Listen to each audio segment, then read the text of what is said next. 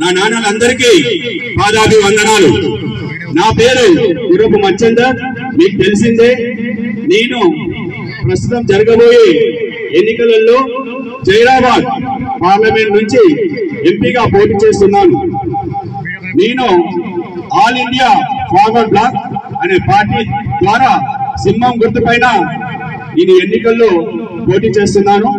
ఈ సింహం గుర్తు 5వ నంబర్లో ఉంటది ఈవీఎం లో, బ్యాలెట్ పేపర్ లో. నేను ఎందుకు పోటీ చేస్తున్నానంటే మీకు తెలుసు, ఈ పోటీలో భాగంగా నేను మన దత్తాత్రేయ స్వామి హనుమాన్ టెంపుల్ లో పూజలు చేసి జన చైతన్య సైకిల్ యాత్రని చేపట్టాను. అది 7 నియోజకవర్గాల్లోని ఆల్మోస్ట్ 45 మండలాల్లోని ఒక వివిధ 100 సభలు ఏర్పాటు చేసి మొత్తం మాట్లాడడం జరిగింది. మన జైరాబాద్ నియోజకవర్గం, ఆందోళన నియోజకవర్గం, నారాయణఖేడ్, జూకల్, ఎల్లారెడ్డి, బాన్స్వాడ మరియు కామారెడ్డి. తర్వాత మళ్ళీ ఈ కళాకారుల బృందంతో ప్రతి మండలం, ఒక నేల్కల్ మండలం తప్ప ప్రతి మండలంలోనూ నేను మాట్లాడడం జరిగింది. నేను ఈ ప్రస్తుతం ఎంపీగా ఎందుకు పోటీ చేస్తున్నానంటే మీకు తెలుసు, మన ఎన్నుకోబడ్డ ప్రజాప్రతినిధులు ఎలా ఉంటున్నారో, వాళ్ళు మన అవసరాల కోసం, మన పనుల కోసం ఎన్నిసార్లు వాళ్ళు వెంట తెప్పించుకుంటున్నారో కూడా మీకు తెలుసు. వాళ్ళు ఏ విధంగా అభివృద్ధి చేశారో చేయలేదో కూడా మీకు తెలుసు. మన గౌరవ సురేష్ శెట్కర్ గారు 15 సంవత్సరాల క్రితం ఎంపీగా గెలిచారు. అప్పుడు కాంగ్రెస్ ప్రభుత్వం అధికారంలో ఉంది. 15 సంవత్సరాల క్రితం ఎంపీ అయిన సురేష్ శెట్కర్ గారు 1-2 అరకొర పనులు తప్ప ఏమాత్రం అభివృద్ధిని ఈ జైరాబాద్ పార్లమెంట్ కి తేలేకపోయారు. ఏనాడు కూడా చాలా తక్కువ పార్లమెంట్ లో మాట్లాడింది ఒక 3-4 సార్లు తప్ప ఏనాడు మాట్లాడింది కూడా లేదు. అదే సారు 15 సంవత్సరాల తర్వాత ఇప్పుడు అదే పార్టీ ద్వారా ఎంపీగా పోటీ చేస్తూ మన ముందు నిల్చున్నారు. 15 సంవత్సరాల క్రితమే అది కాంగ్రెస్ ప్రభుత్వం సెంట్రల్ అధికారంలో ఉన్నప్పుడే అరకొరగా పనులు చేసిన సారు ఇప్పుడు మనం గెలిపిస్తే మన ప్రాంతానికి ఏమైనా చేస్తారా చెయ్యరా అని మీరే ఆలోచించాలి పెద్దలారా. అంతేకాకుండా బీబీ పాటిల్ అనే ఎంపీ గారు 10 సంవత్సరాలు ఈ ప్రాంతానికి ఎంపీగా ఉన్నారు. బీఆర్ఎస్ పార్టీ తరఫున 2 సార్లు గెలిచి ప్రస్తుతం బీజేపీ పార్టీ ద్వారా మన ముందు ఎంపీగా వస్తున్నారు. 10 సంవత్సరాలలో మన ఊరికి ఎన్నిసార్లు వచ్చారు, ఎన్నిసార్లు మనతో మాట్లాడారో మీరే ఒకసారి ఆలోచించవచ్చు.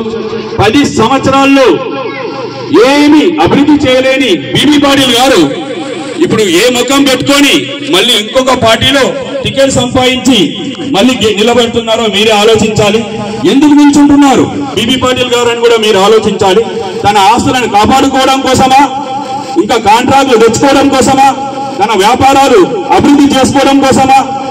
కంకి మండలాల్లో మీకే తెలుసు ఎన్ని 100 ఎకరాలు 1000 ఎకరాలు కొన్నాడో. ఆయన ఎంపీ అయినాక కొన్నాడా, ఎంపీ కాకముందు కొన్నాడా? మీరే ఆలోచించండి. 10 సంవత్సరాలు ఏమాత్రం అభివృద్ధి చేయలేని బీబీ పాటిల్ గారు ఇప్పుడు గెలిపిస్తే ఈ ప్రాంతానికి ఏమైనా తీసుకొస్తారా మీరే ఆలోచించాలి. ఒక్కటంటే ఒక్క పరిశ్రమను కూడా తెలియకపోయారు. Bodhan to Bidar railway line కూడా కలలానే మిగిలిపోయింది.